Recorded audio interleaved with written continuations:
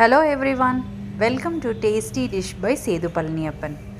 1 pot ரசம் சாதம் செய்கிறதுக்கு first அரிசியும் பருப்பையும் ஊற வச்சு எடுத்துக்கலாங்க.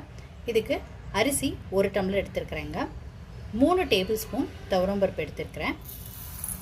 அரிசியும் பருப்பும் நல்லா ஊறிச்சினா தான் ரசம் சாதம் நல்லா குழைவாக கிடைக்குங்க. 2 தடவை வாஷ் பண்ணியாச்சு.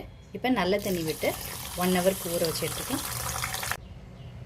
ரசம் சாதத்துக்கு மிளகும் ஜீரகமும் இடித்து வச்சுக்கலாங்க. ஃப்ரெஷ்ஷாக இடித்து வச்சுக்கிட்டிங்கன்னா நல்லா ஃப்ளேவர்ஃபுல்லாக இருக்குங்க.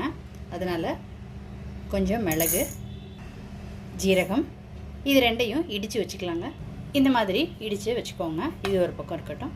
அடுத்து பூண்டு எடுத்துருக்குறேங்க. 6லேருந்து 7 பல். இதை இடிச்சுட்டு எடுத்து வச்சுக்கோங்க.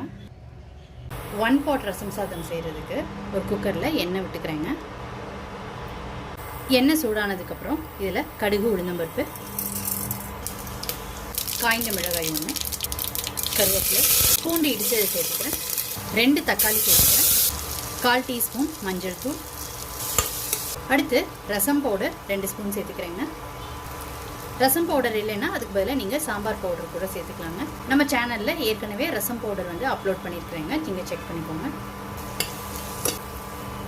அடுத்து புளி தண்ணி சேர்த்துக்கிறேங்க.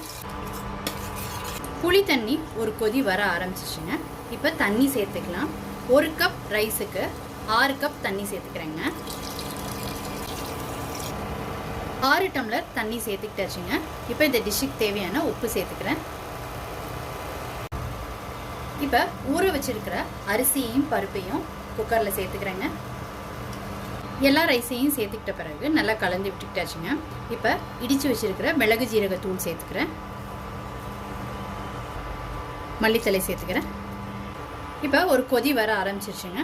இப்போ குக்கரை மூடி ஒரு 6 விசிலுக்கு வேக விட்டு எடுத்துக்கலாம். ரசம் சாதம் ரொம்ப சூப்பராக ரெடி ஆயிடுச்சுங்க. இதை ஒரு தடவை மசிச்சு விட்டுக்கலாம். நல்லா மசிச்சு விட்டுக்கிட்ட பிறகு இதில் நெய் விட்டுக்கிறேங்க. நெய் விட்டுக்கிட்டிங்கன்னா டேஸ்ட் ரொம்ப சூப்பராக இருக்கும். 1 pot ரசம் சாதம் ரொம்ப சூப்பராக ரெடி ஆயிடுச்சுங்க. ஒரு சூப்பர் அண்ட் எம்மியான ரசம் சாதம் ரெடி பண்ணியாச்சுங்க.